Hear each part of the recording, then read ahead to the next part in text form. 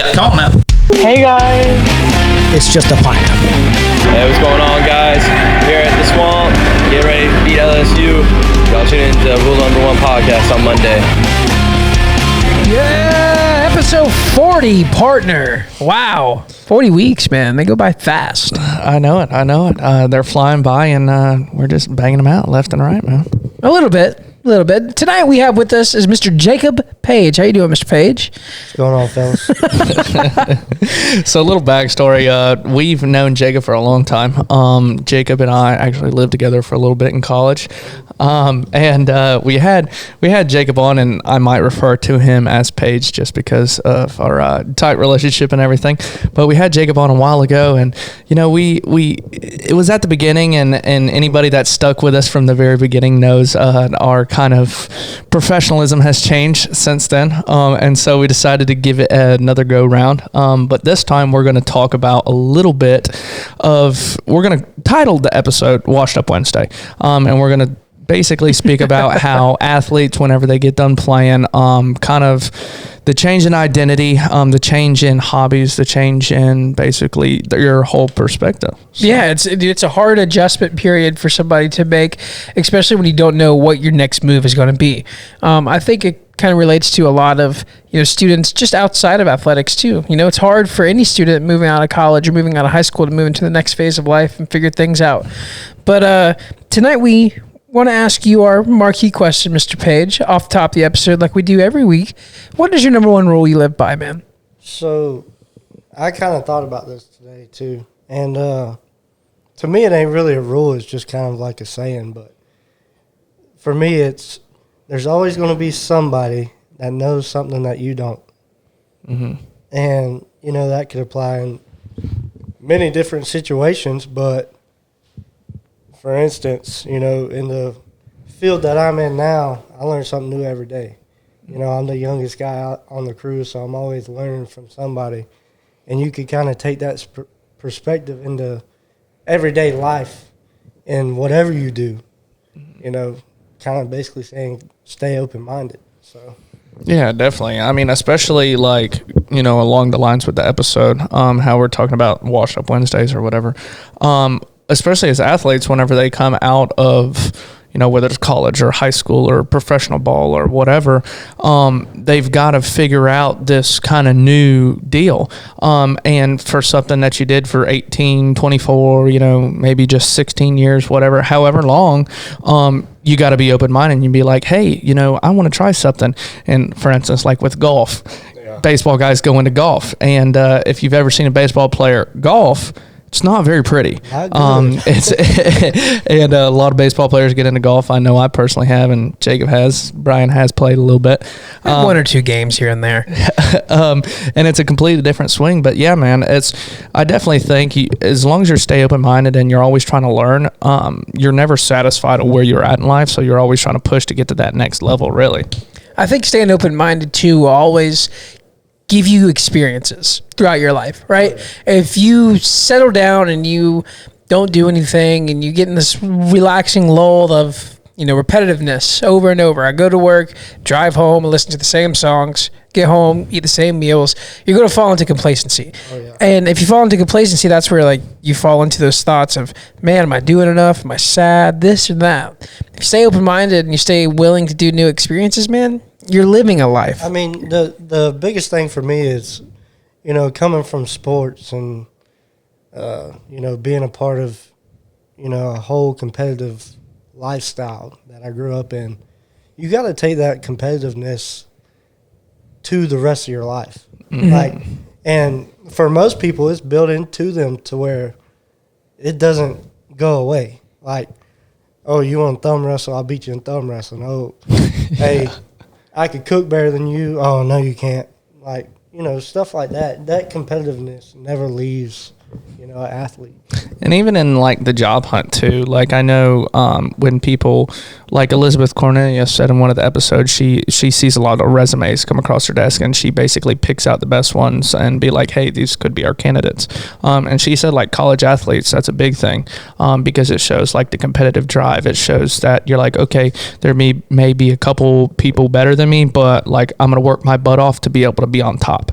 And that's just built into every athlete. And that's why athletes make great salespeople, make great business people, and it's just they want to be the best. And well, not all athletes, but most athletes typically have that drive and want to be like, I want to be top dog. And that's why a lot of companies honestly just hire them. I agree on every point that you made there, but I want to add one more point too. As a job, as an employer, you look at a college athlete, right? The level of commitment it takes to be a college athlete is very high.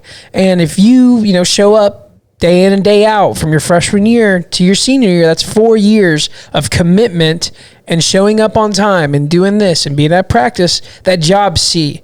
And they know that you could take that level of commitment into the job field too. They know you're going to show up every day on time, just like you did for 5 a.m. weights or just like you did for 2 p.m. practice. Right. I think that's another additive bonus to being a college athlete and going into the real world. It's hard though, man. That transition, I've had struggles with it personally. Like it's weird when you go from every day, you have a set schedule, you're going to be throwing a ball, you're going to be doing this, and then you go home and you have kind of like your routine. And finding your new routine once you're into the workplace, it's hard. Which it was a little bit different for me because I didn't make 5 a.m. weights ever. But, I didn't go my full tenure through college. I cut mine short just because it hit me like, okay, I'm 5'9", 200 pounds. I'm not going to play any kind of anything from here. Mm-hmm. So I made the decision to go to a trade school and all that. And talking about the resume thing, I didn't have anything to put on a resume whenever I applied for Duke. Mm-hmm. I didn't have anything. I put on there college baseball, high school baseball, academics, stuff like that. But, it tells a lot about, who you are whenever, you're trying to even have the guts to put a resume out to a company like that. Yeah. I mean, you don't have nothing on it, but guess what? This is what I've been through, and this is me telling you I want to be somebody in your company. I think you also have to put that stuff on there though. You gotta flood your resume up, man. Like whatever experience you got, if anything, you put it on there, in my opinion, especially if it applies for the job. I mean, this is why I didn't have a job right here. This was my life. This was my job. So I think a lot of companies look at it that way too. Yeah, that'd be smart. Like, I have a problem with some companies nowadays because there's people out there that want experience at the entry level, which is kind of contradicting in a sense, right? So they're asking for you to have a year or two experience to get this entry level job. Right. To just get this entry level job, you have to have experience. Well, where am I supposed to get my experience from? Am I supposed to go freelance for a year and that become my experience? Am I supposed to go try to find a smaller company that probably won't hire me because, I don't have experience just like y'all require? It's hard. And, I think taking a year after college, right, and just kind of sitting back and realizing, all right, these are my new interests. I'm going to realign my life to, enjoy my new interest.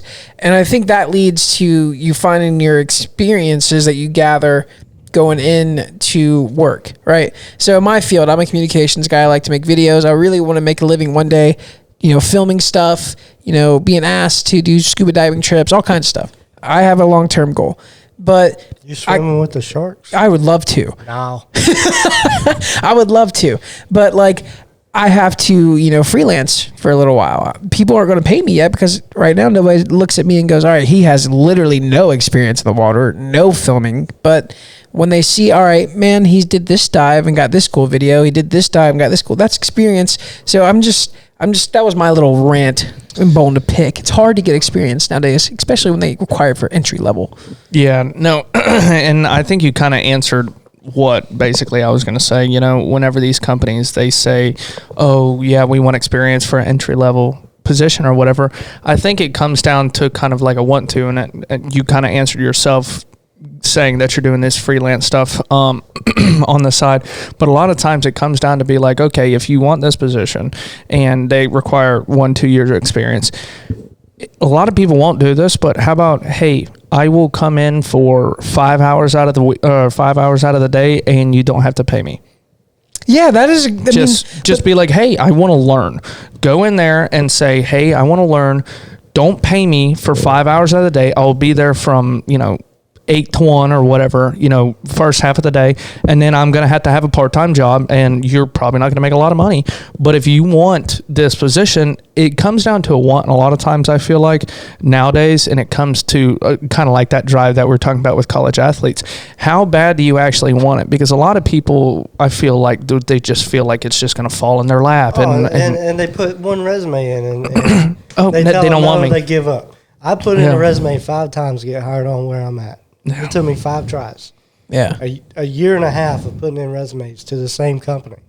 I mean, I've applied for the same job 3 times. Yeah. I'm getting told no 3 times. Probably going to apply for a 4th time. It keeps opening up. Yeah. You got to. What else you going to do? Consistency is key. Yeah, and it's face-to-face contact too. As soon as you get that one opportunity, it's like, okay, you put all these, eggs in a basket. You did the time, you did a little bit here. Once you get to that point and they're like, okay, we want to see you, or okay, we want to hire you on full-time or whatever, bust your ass. Yeah, you can't show up late. You can't do this. Dribble down your leg. It's what I believe Taylor was talking about, episode 37, going the extra mile. Yeah. Get there 10 minutes early, do this, do that. It does open up eyes. But I pose the question to you. Jobs are getting more exclusive and companies are getting more exclusive, especially with things being mainstreamed through AI and everything, coming online. Why would a company waste their time or their, I guess, I don't know how to put this. It's like insurance, but like, their liability. There we go. Their liability on somebody who's not hired by you guys to come in and sit there for an hour for 5 days a week. It shows initiative, but at the same time, I could think a company won't allow that. You know what I'm saying? That also comes into the choice of career you're picking as well. Yeah. I mean, there's a point in time where, I think everybody should enjoy what they do for their everyday life, because it's what you're going to do until your days are over. But at the same point, you want to be able to succeed in something that is lasting. Mm-hmm. You don't want to go into something and get this experience that one day I might not have a job because it's either going to sell out or be obsolete. The computer's going to take over. Yep. So yeah, I think it all comes down to not only the want but the same attitude whenever it comes down to the choice. Yeah, big thing is like, what are you doing whenever nobody's looking too? And I think that's a huge thing. Like, as soon as your boss goes away and disappears or whatever, okay, what are you doing? And so, like, in my job, I try to keep a mindset, like you said, kind of like show up early, go home late. Like, and I'm not trying to pat myself on the back. Like, I get to the shop 30 minutes before, work ever starts. I get home technically. You ain't got far to go. Yeah. Yeah, it's right there. But like, I get home about an hour and a half most of the time after I clock out. And it's like, how much do you actually want to learn? Because like, even those extra times by yourself, like, I'm a big person on like, I have to do something and fail at it to be able to learn at it. Right. And that's a big thing with athletics, with baseball and everything like that. Trial and error. Yeah, exactly. I mean, they say with baseball, the best Hall of Famers or the best baseball players ever in the world failed 70% of the time. Right. And so I'm a big person on like, if you go the extra mile, if if nobody's looking, like, what are you doing? Are you trying to like mess around with something, learn something? Like, for instance, our dang ring light like tore apart. It's like, okay, well, let's tear it apart, see how it goes. If we can fix it, we fix it. If we can't, we can't. We talked about that with Justin's episode. But it's just a big thing is, I think you really just got to pay attention to yourself when nobody else is watching. What are you doing? And that's kind of how you have to hold your standard. That's the only standard. I got a promotion not too long ago with my job, and I run the place now, right? I'm there by myself every day over 2 other employees now, and it does get hard, right? Time managing. And, when you don't have somebody telling you you need to do this, or telling you need to do this, but you're planning your day out and planning other people's day outs too. I think that's a very, very hard thing to learn in general after moving out of college. Just new time management, right? Because think about it. When you were in college, you're an athlete. Everything's planned. That, for sure. Everything's planned for you. But at the same time, okay, I'm going to go, I have lifts at 6 a.m. on a Monday. All right. My lifts are over by 7. I can either go get breakfast, or my class starts at 10 and I get out of class at 1. So I have a break, throughout the day, breaks here, breaks there, where I can fill my time with other things, or be lazy, or do this or that. It's not like that when you get in the real world. It's not like that when you reach your point in your life where you have to work that 9 to 5. You have to start finding your new time management. You got to find your hours after the majority of your day is spent working for somebody else. You got to find your time and hours for yourself, pretty much. And whether you use that time to be happy and go do things you like, or you use that time to go invest in trying to make more money opportunities, it's a hard thing to learn. And I'm still learning, and I've been out of college for 1.5 years now. And my time management, some months it's right on. It's freaking amazing. I'm nailing every check mark. But some months I'm like, damn, I'm missing the bell 5 days a week. Oh, I've never got good at it, because for me, and my old lady gets mad all the time, but she tells me I fly by the seat of my butt, right? Mm-hmm. So my time management is, all right, I ain't got nothing to do, let's go. Let's do this, But it's kind of, it's I wouldn't say it's difficult to transition to. You just have to finally put it in your head that, nobody's going to make your schedule for you. So it's time for you to step up, do it for yourself. Yeah, definitely. And I obviously that's like a tough part for me. Getting out of college, even if it's just like, hey, wake up, go to work, come home. But like, I don't know. There's something with me. It's like to wake up, go to work, and come home. Like I feel like I got to do something. Like I'm always moving. I don't know if y'all are the same way. Same way. Well, I know Brian is very similar because we do this frequently. But it's like, I when I get home, like I want to relax. I sit down for like about 15 minutes. Like, okay, I gotta go do something. Like it drives me nuts just sitting still. And that's honestly probably from college athletics, how it came from. Okay, you go this checkpoint, whatever, yada yada yada, and get done with it, and then you got to do the next thing, and so you got to roll into it. I don't know. Maybe that's just my personal. I can see it. I agree with you though. I think the best thing that college athletes learn, and high school athletes, any athlete, honestly, is flexibility. Mm-hmm. I think that is one of the best traits that an athlete learns, because like being versatile. Right. You mean? Yeah. Well, saying like, okay, this came up, but I got an exam in 2 hours. I need to study, but I got to go, get some BP or something like this. It's kind of being able to be flexible and being able to fit the time in to do what you need to do. I think being an athlete, in my personal opinion, if we're going to talk about this, I think discipline was the biggest trait that you've been taught, right? Growing up, you got to do this a certain way. You got to do this a certain way. You got to be here at this time. And that plays a big role in becoming an adult. Because depends on how you took it, though. That's true. But my dad told me this a couple weeks ago. He was like, Bills, they don't have breaks. No. They're going to keep coming. And you gotta keep it. You gotta keep it going. You gotta keep rolling with the punches. And it just reminded me of when I was an athlete back in college. They got hands like Mike Tyson, boy. I tell you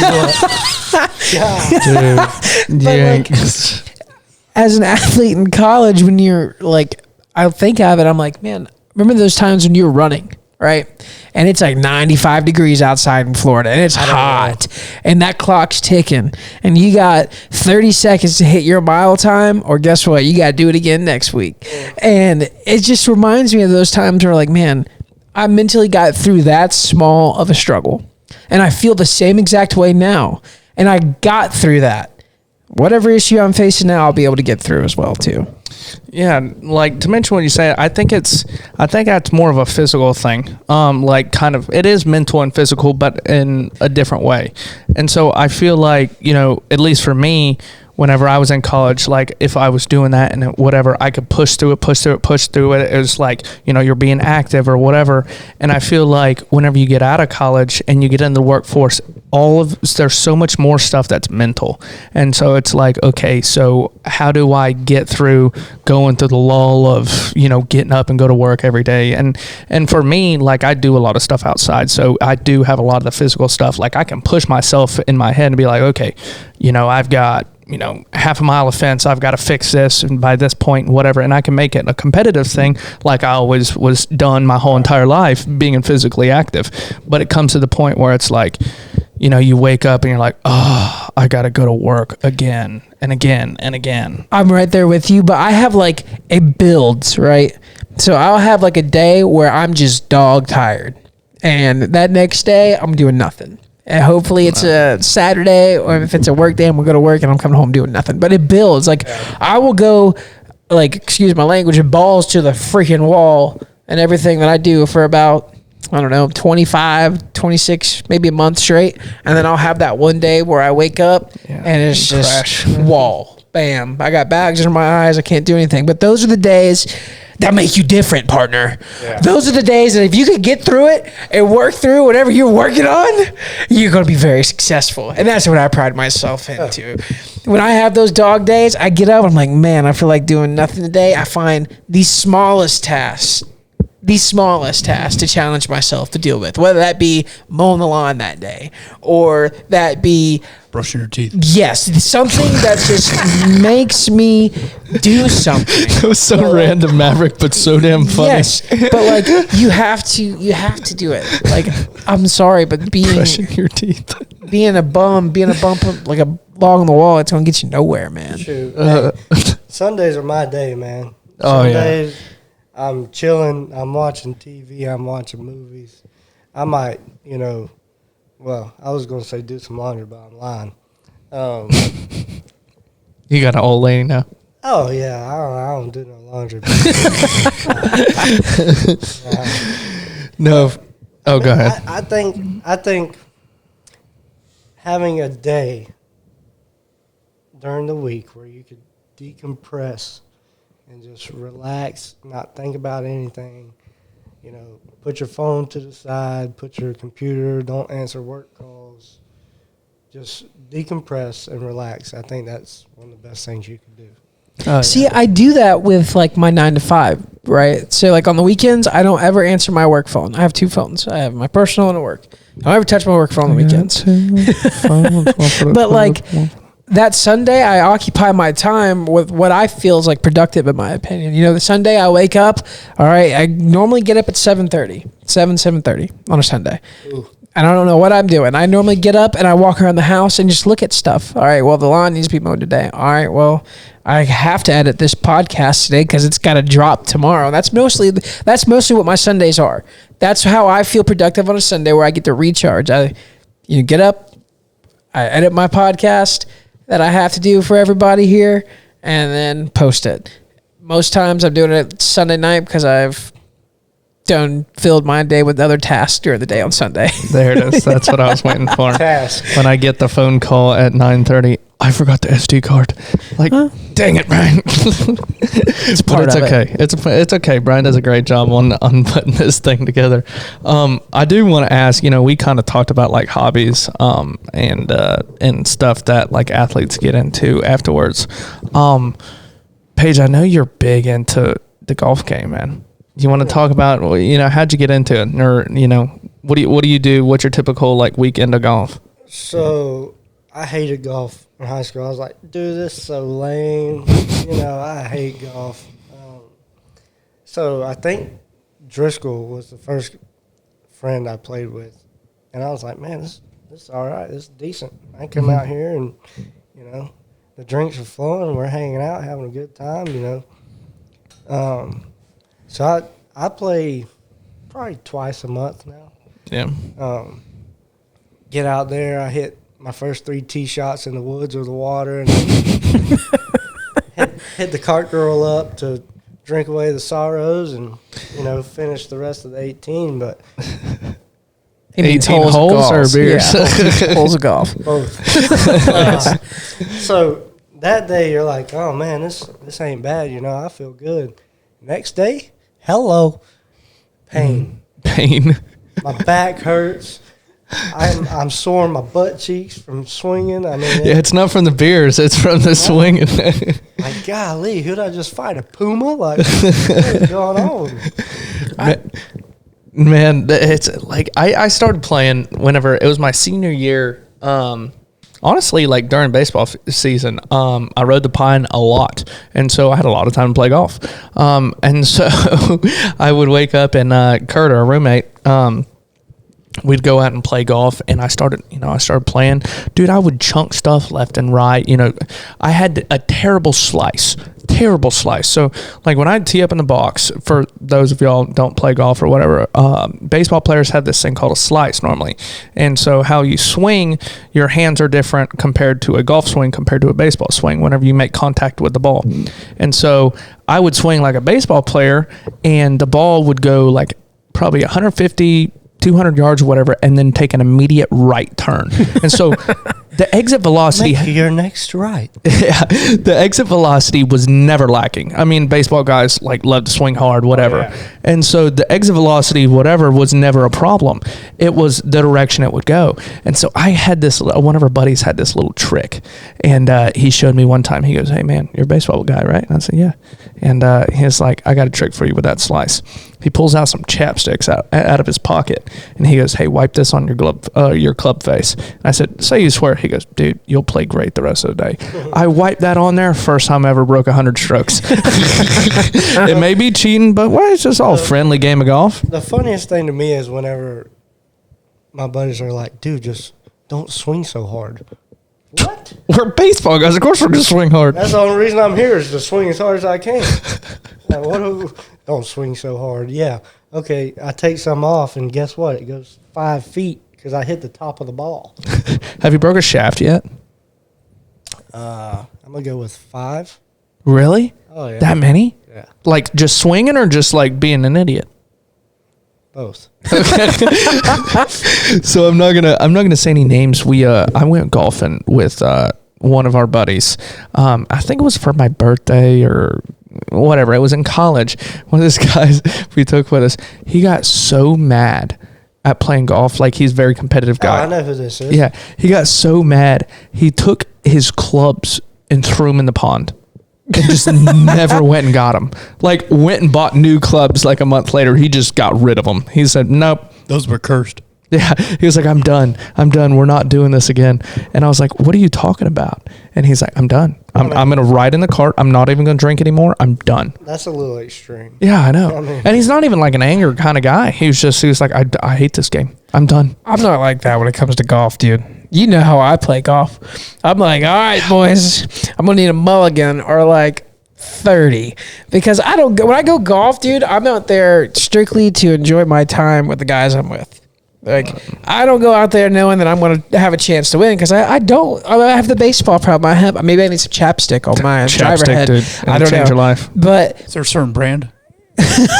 No, bro, just like I get the normal, like, the clear stuff, the blue one with the black like stripe. What's it called? Chapstick. Oh, it's legit chapstick. Yeah. my thing is, I don't go out there to be competitive in that sense. I go out there to have fun. I go out there to relax. Sunscreen works too. Yeah. If you take sunscreen sprayed on there, it works great. So See, I say that I'm never going to be competitive whenever I golf, and then I start getting competitive. But whenever choice words start flying out my mouth, that's when I'm getting serious. So what Paige and I like to do is we've golfed a couple times together. If we do scrambles, me and Paige will be on kind of like the driver guys because we're the baseball guys. We can swing hard. We can pipe a ball every now and then. And then we got two guys that actually can play golf, like, can do the mid-range game, can do the chip, the putt, whatever. And you'll scramble it. And for those of y'all who don't know what a scramble is, it's basically like you got a partner, both of y'all tee up, and whoever has the best ball, then you play from the best ball every single time, and both people swing every single stroke. Yeah. And scrambles will save baseball players' life because they'll go in there, crank drives, and be like, "Yep, we'll use your drive," and then the other guy will just do the rest of it. I played a scramble with you a while back. We probably lost. No, not with you. You were on my team. You're on the other team. It was me and another buddy. He was one of the guys that could like put it where he wanted it. Yeah. Compared to me, I was the guy that was like, all right, we're gonna play that drive. all right, Luke, you got to make this shot here, bud, because mine's 40 feet over there in the woods. I can't find that ball. I don't know. I feel like that's a hard thing to get into. Like, it's different. I mean, it's just a whole nother sport. It's expensive, bro. Nah. Yes. No, what you got to do, bro? It's like You can make it cheap. yeah. You can make it cheap. It's really you make it expensive because like people buy a box of balls. Walk into the clubhouse and they've got like, if you ask them for it, ask them for Gallon Ziploc. yeah, like ask them for found balls, and they will sell them to you like 25 cents a piece. See, that don't bother. Like, I'm talking about the actual clubs. Clubs are expensive, dude. Nah. For a good set. I got all mine for free. Well, Yeah, I'm not Facebook that Marketplace. Facebook Marketplace is a big thing. Like, yeah, I have my dad's clubs, but they're old. I mean, they're old. Dude, you could go to that place in Davenport, like or Dundee or whatever, but You can rent clubs. It's in Haines City. is it? The one you're talking about? Yeah. Yeah. Dude, you could buy a whole set for like $300, driver and all. That's where I got mine at. Yeah. So, That's maybe why I haven't got into golf, because I don't have my own set of clubs. I think I might play more if I did. Find an excuse to get out of the house. you say that. And you're like, $1,500 for this driver. I need it. I don't. I'm more like $1,500 on the soundboard. I need it. I'll tell you what, though. Breaking away from golf, the best thing that I could suggest for baseball players here we go. is slow pitch. See, That's what I no. play. It's so much fun. I can't. I love it. And I'm with Brian on this one. I bark up Brian's tree all the time, like joking around with him and everything. But I'm with Brian on this one. I can't. I've played baseball for like 18 years for me. And so I played baseball for 18 years. Whenever I finally like hung it up, I was done. I love baseball. I watch the Braves any chance I can. Love baseball, College World Series going on, supporting the Gators, like love it. Do I have any desire to pick up any ball with laces besides a football? No. None. No. None. I would go back and play high school football right now, like at a snap of my fingers. Do I care to play baseball, softball, anything? Nah, I'm good. Dude, me either. fun. And my last game I played was like, let me think. It was like June 20th, 2021. It is now 2023, close to the same time of year. I could probably count on my two hands how many times I've thrown a baseball since my last game. I have not. Like, I have not. It's been a year and a half. I think it's weird, man. Some I guys. swear I could sling a softball about 95 across the infield. I think that's weird though, man. How some guys like defer, because there's a lot of guys that get out of college and they want to go coach. They want to go get right back in the game. They want to go put on a uniform and stand on the sidelines any way possible. And there's some games or guys like us, dude. I give two shits. It's not that I don't give two shits because I cherish and love the time I played. Yes. Like, I would not trade it for the world. Great opportunity. Also, I got to play college baseball. I got to play high school, but, great opportunities, tons of memories. Do I ever want to go back? No. I have different hobbies now that I enjoy doing more at this moment in time. Same. When I say I don't give two shits, it's more of like, I don't care to play again. Right. I still keep up and watch college baseball. Hell, I'm wearing my hat today because of the Florida Gators. By the time this airs Monday, hopefully we're national champions. If not, we've just played in the College World Series, or we have a game of 3 tonight. Go Gators. But like, I still follow the game. I still am intrigued by the game. I mean, this coolest it's ever been. There's cats throwing 97 every inning in the College World Series this year. The slow pitch I play, you go out there and you drink beer with your buddies. And Go over your game day routine. You going to play some softball. What do we got? Is it church league or competitive, or what do we got? Beer league. I do church league mostly. I do some competitive, but I told myself I wouldn't do weekends because I did that my whole life. Yeah. So I play Monday and Thursday. So I go to work, I get off work. Mondays I go to Winter Haven. Thursdays I go to Lakeland. Excuse me. So Mondays I get off.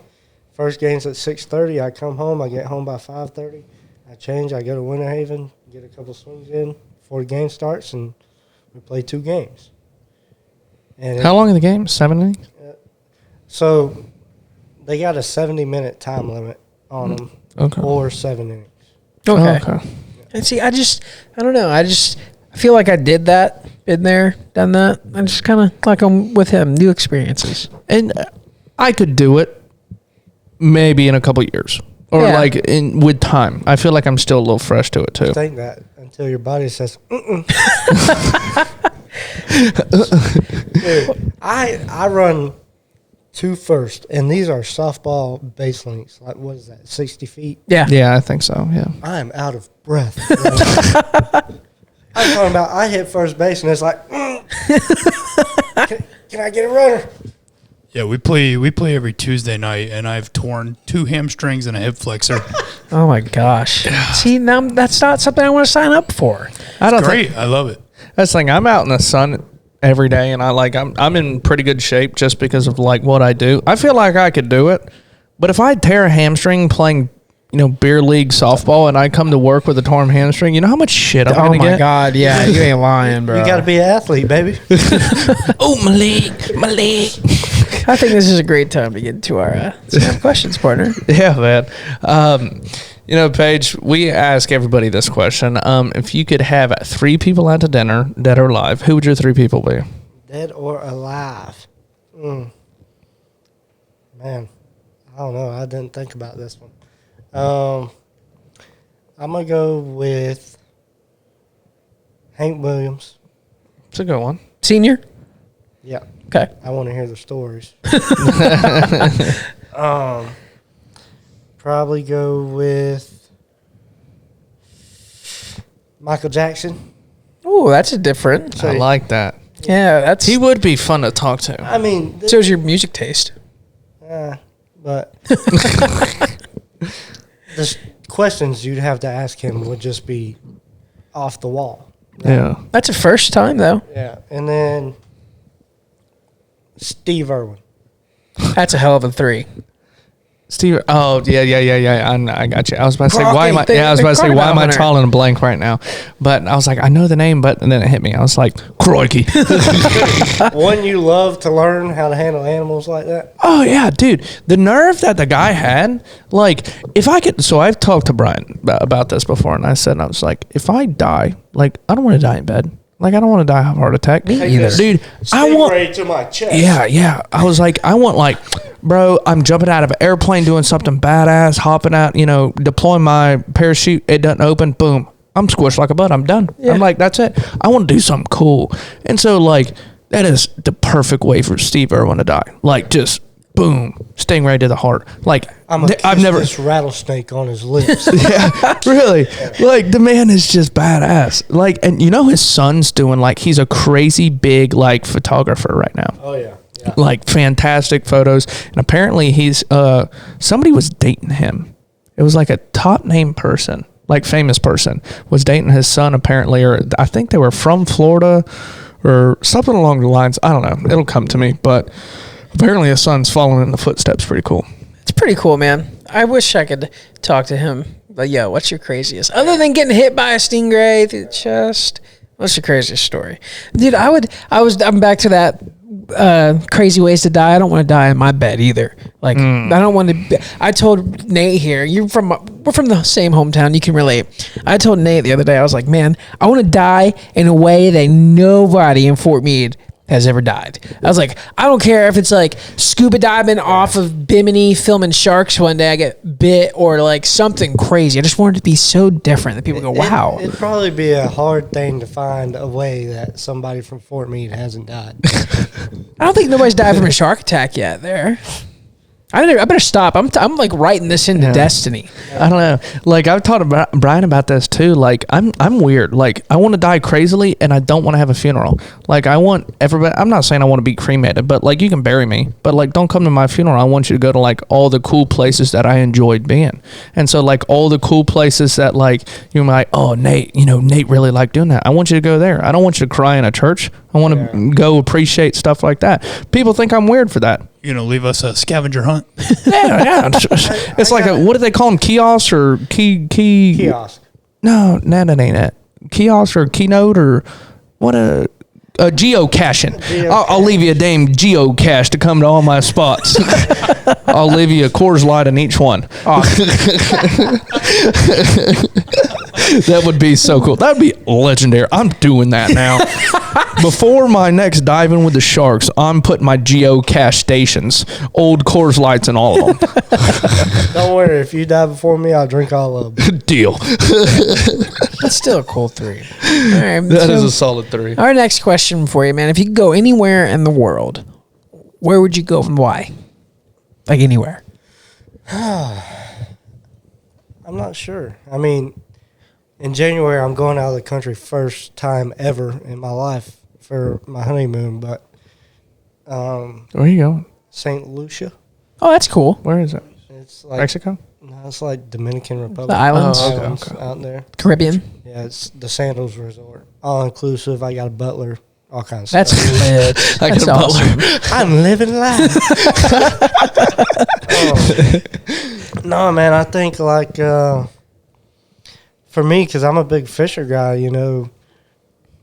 anywhere really over there on the coast on, a big like actual sport fishing boat to go and catch like rare species of fish, Dude, would be something I'd want to do. Me and my grandparents been talking about, I think you would enjoy this, but like Costa Rica, right? And fishing that big inlet where that river that runs through the whole country flushes out into the Gulf and just catch 40-pound snook after 40-pound snook. I mean, the craziest thing to me, I worked with this dude. He was from Hawaii.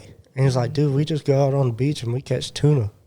I'm like, just on the beach? He's like, yeah, dude, just on the beach. I'm like, That's wild. that's crazy. Funny you say that. Like, one of my dream like bucket list trips, and I've talked to you about this, but for our listeners, I want to go out to, and I want to stay in New Orleans. I want to go out to New Orleans, and there's all these oil rigs out in the Gulf Coast, off the coast of Louisiana, and I want to go out, go catch tuna in the morning, go deep sea fishing, catch them off the oil rigs because they hang around all the, the big structure and everything like that. And then when you come in, Louisiana is famous for redfish. I mean, massive redfish. I will make that trip one day. Yeah, dude, one day I want to go catch a massive tuna off the oil rigs and then go catch a massive redfish on the flats coming in. Like, and they do trips like that all the time. They call them like blasting casts too. You can go out there and shoot ducks in the morning and then go catch redfish in the afternoon. I'm looking up this place, the brand that I'm over, Twisted Tides brand. We're in a store in Louisiana, Hopedale, Louisiana. It's famous for redfish fishing. Wow. The only two hats that they buy wholesale from us are our redfish hats. So maybe look into that. It's a cheaper option. It's kind of closer to Florida, but it's famous for its redfish spot. I mean, you could go anywhere in Louisiana and freaking just wear fish out. Hammer them down. That's cool. So you do a sport kind of fishing trip. Yeah. Either that or hunting and go kill a moose or something. Yeah, I've always wanted to go axis deer hunting on the small island in Hawaii. I've talked about it several times. I was about to say, I think this is like the 3rd episode in a row. I really want to do that one day. If people at home, if you don't know it, I really want to do that one day. Brian, do you want to go shoot an axis deer? I really want to go shoot an axis deer. They're like where at? On the small island of Hawaii, like the smallest. The small one. Yeah, they look like dogs. I don't care. They taste like apparent greatness. I was going to say, and they taste like dogs. Apparently, it's the greatest meat you can have ever. I mean, and you're hunting in Hawaii, dude. You could go right here at Brahma Island and do it. Or Lights That's true Ranch. too. But I don't want to do. I want to do that's it in true. Hawaii on an island. That's cool. Hawaii. Yeah. Hawaii. I did have one more snap questions. We've been kind of shortening them down a little bit, but if you could go back, go back to when you're 4 or 5 years old, and you had to pick pick a sport. What sport are you actually picking now that you're 24? That's a good question. I bet a lot of athletes have different answers. I can't pick baseball, or You can. You can. Like, would you go and do it all over again, or would you, lacrosse or something? I don't know. I ain't playing that dumb shit. Clip it. I think I'd do the baseball thing again. Yeah. I mean, those were some of the best experiences of Fantastic. my life. All the people I've met, all the friends I've made, all the families that have become my family. I mean, you'll never get something like that back. I think baseball is also one of the ones that, man, you can go play literally every weekend. Oh, yeah. Right. Yeah. I did. You can go make memories every weekend with this sport. It's not like football where you're designated to one season, one game a week.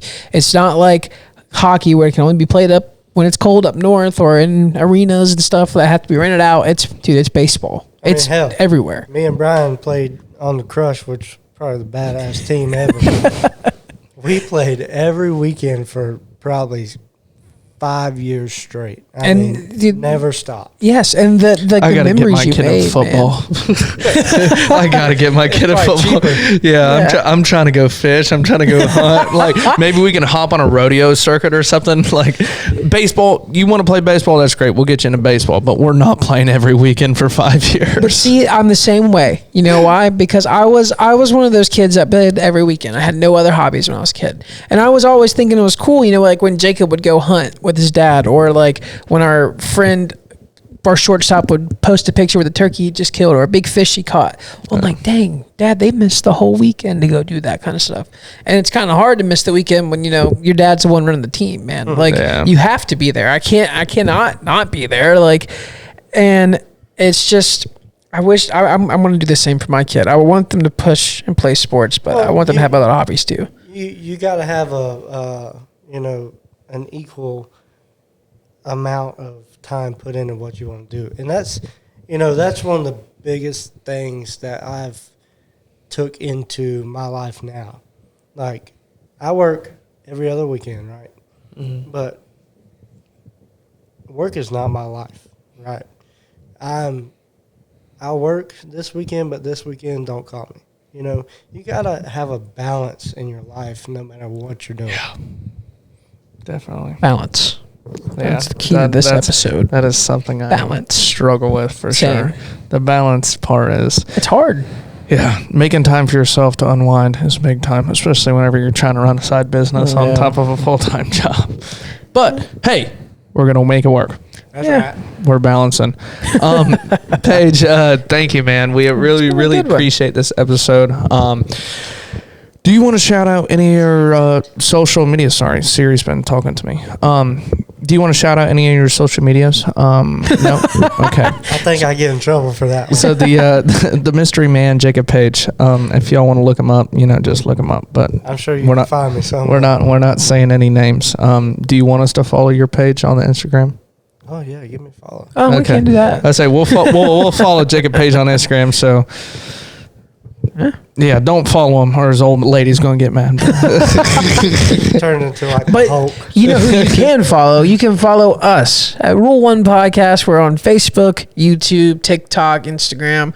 Hit us up. Keep us, in your feed. We're growing slowly but surely. But it was a good one. Yeah, and if y'all are interested in coming on the show, shoot us a DM. Yeah. We're always open to new guests. We are always recruiting, trying to find new people. So if you think you have a cool story and we would love to hear it, shoot us a DM and we'd love to reach out. And guess what, guys? We'll see y'all next week. Peace.